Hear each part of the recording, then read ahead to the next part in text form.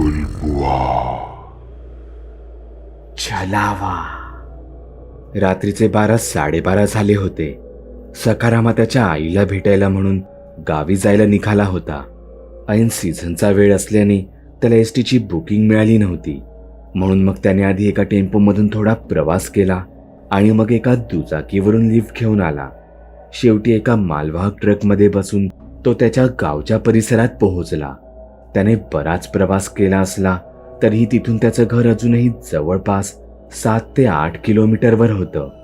सखाराम तिथेच थांबून एखादी रिक्षा वगैरे मिळते का ते पाहू लागला, पण त्या रस्त्यावरून एवढ्या रात्री एकही वाहन जात नव्हतं.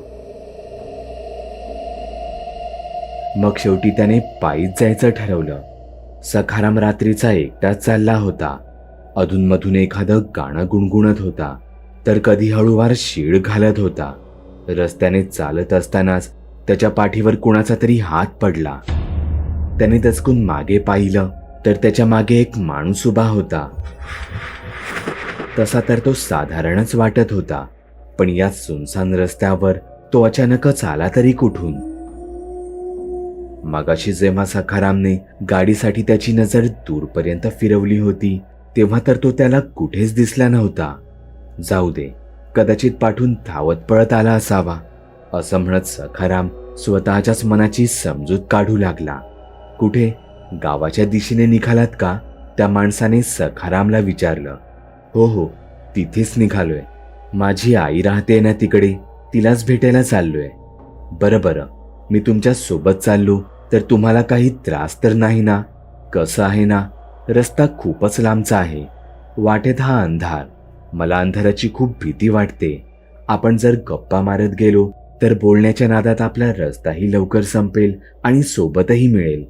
तो माणूस बोलण्यावरून तरी फारच साधा आणि सरळ वाटत होता. त्यामुळे सखारामही तयार झाला. तसंही अशा भयानक रस्त्याने एकटं जाण्यापेक्षा सोबतीने गेलेलं केव्हाही चांगलं. हो, त्यात त्रास कसला? एकटं जाणार त्यापेक्षा सोबतीने जाऊ. बरं, घरी कोण कोण असतं तुमच्या? घरी माझी आई, माझा भाऊ, त्याची बायको आणि भावाचा 14-15 वर्षांचा मुलगा. अच्छा, अचानक से आलात की नेहमीचा फेरफटका? तसं म्हणाल तर अचानकच. माझी आई आजारी असते. तिच्या काही गोळ्या संपल्या होत्या. भावाचा फोन आला, तशा गोळ्या घेतल्या आणि चटकन गावचा रस्ता धरला. तो माणूस सखारामशी छानपैकी गप्पा मारत चालला होता. काही वेळातच तो सखारामचा एक चांगला मित्र बनला होता. त्या माणसाचं बोलणं खूपच निर्मळ आणि गोड वाटत होतं. त्याच्याशी बोलताना असंच वाटू लागलं की हा कोणी अनोळखी माणूस नसून आपल्याच परिवारातील एक आहे. अर्धा अधिक रस्ता चालल्यावर त्यांना रस्त्याकडेला एक जोडपं दिसलं. एक पुरुष आणि त्याच्यासोबत एक बाई उभी होती. ते बघा, तुमचे भाऊ आणि वहिनी आलेत वाटतं तुम्हाला न्यायला. चला तर मग, जा त्यांच्यासोबत आता. मी माझ्या वाटेने पुढे निघतो. ती 2 माणसं दादा वहिनींसारखीच दिसत असली तरी ती तीच आहेत हे या माणसाला इतक्या ठामपणे कसं माहीत?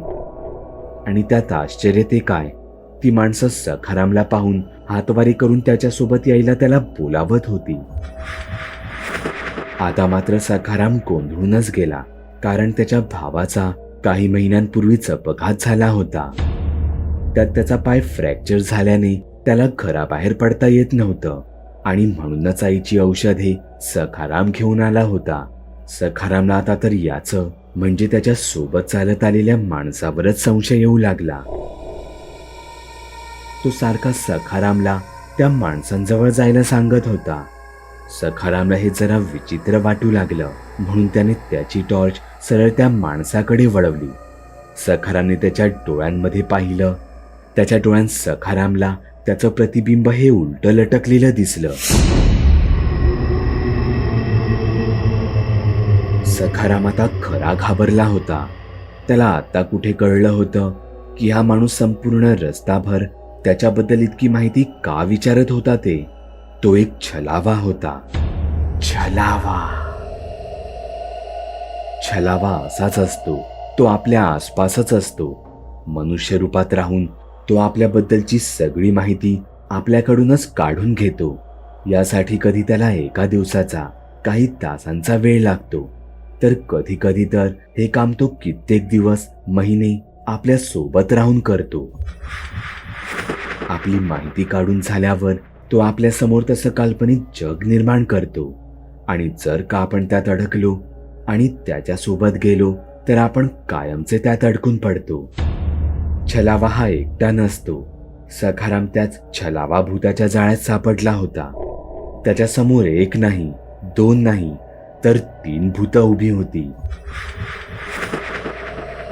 त्यात त्याच्या भावाच्या आणि बहिणीच्या रूपातील भूतं ही तर सखारामला त्याच्या जवळ बोलावत होती. सखारामला एकच मार्ग दिसला. त्याने हातातील सगळं सामान तिथेच टाकलं आणि जोरजोरात हनुमान चालिसा म्हणत सखाराम तिथून अक्षरशः धावतच सुटला. त्याने वळून मागे पाहायची हिंमत नाही केली. तो जेव्हा घरी पोहोचला तेव्हा त्याचा भाऊ आणि वहिनी तर अपेक्षेप्रमाणे त्यांच्या घरीच त्याला दिसले. त्या वाटेवर अनेकांना या छलाव्याचा अनुभव आला होता.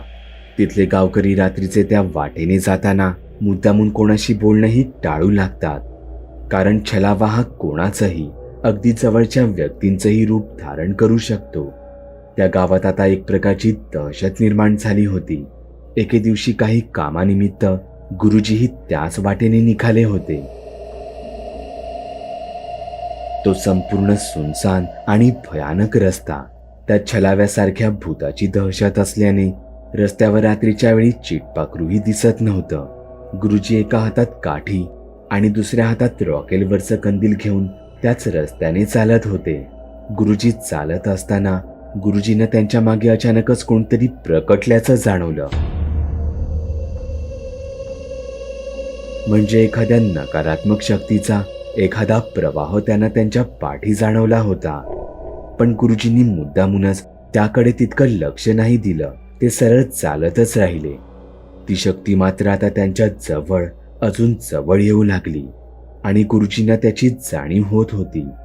ती शक्ती गुरुजींच्या खांद्यावर पाठवून स्पर्श करणार तोच गुरुजींनी झटकन पाठी वळून पाहिलं.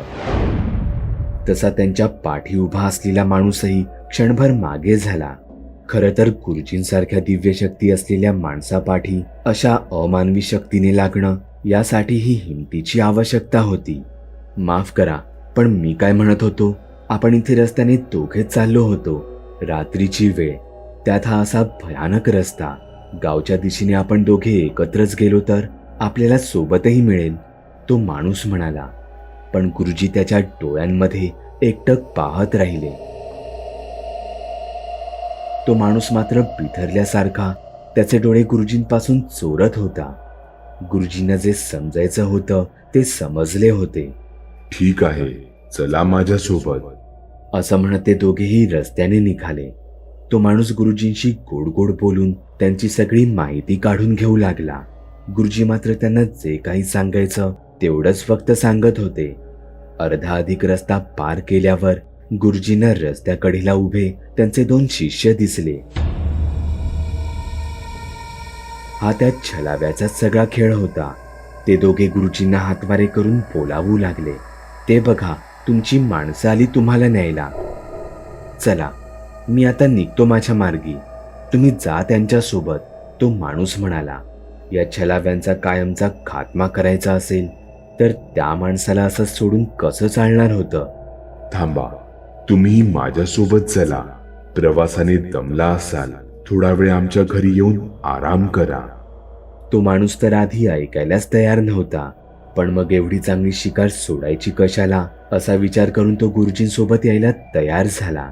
आता पुढे गुरुजींच्या शिष्यांच्या रूपातील 2 भूतं आणि पाठी अजून एक भूत, अशा तिकडीत गुरुजींनी स्वतःलाच अडकवून घेतलं होतं. गुरुजींनी त्या माणसाला त्यांच्या कल्पनेने सांगितलेलं काल्पनिक घर हे जसंच्या तसं तयार झालं होतं. मुख्य रस्त्यापासून आत आल्यावर त्यांचा खरा खेळ सुरू झाला.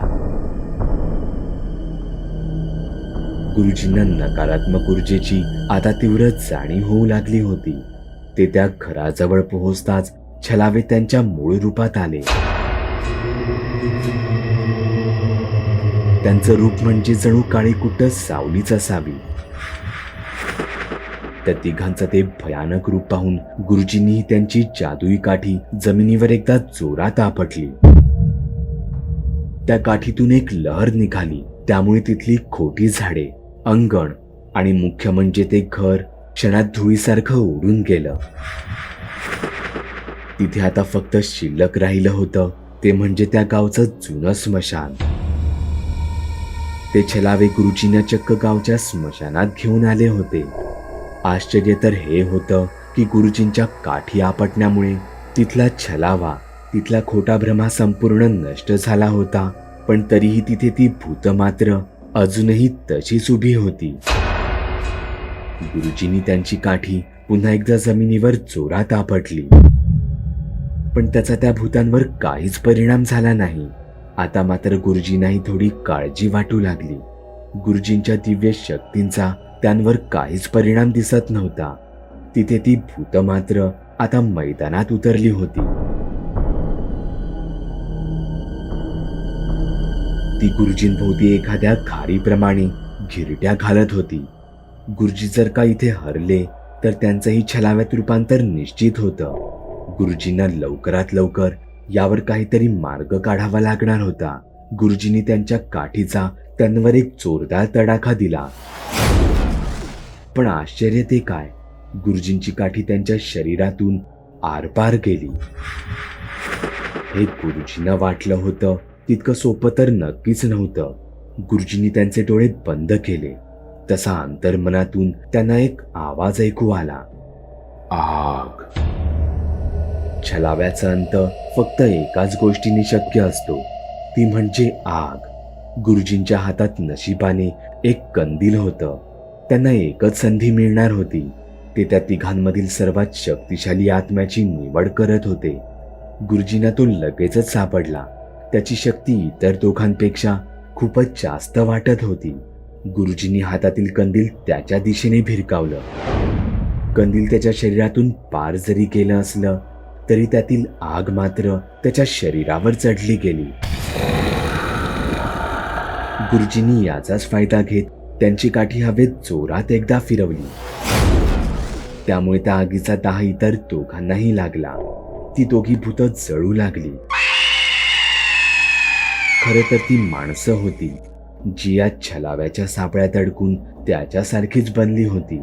त्यांचा आत्मा आगीच्या ज्वाळेने छलाव्याच्या बंधनातून आता मुक्त झाला होता. आता तिथे आगीत धगधगत राहिला होता. या सगळ्या खेळाचा एकमेव करता गुरुजींनी त्यावरही त्यांचं बंधन घातलं आणि अदृश्य रूपी त्याला आपल्या पाठीवर मारून ते आपल्या गुहेच्या दिशेने निघाले.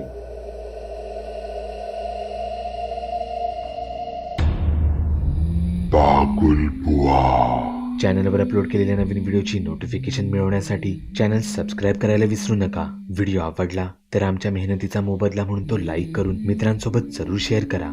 चॅनलवरचे इतर व्हिडिओ पाहण्यासाठी इथे क्लिक करा. तसेच चॅनलवरची प्लेलिस्टही चेक करा. दर दिवशी नवनवीन भूतांचे व्हिडिओ बनवून मी तुमचं मनोरंजन करत राहू याची खात्री बाळगा.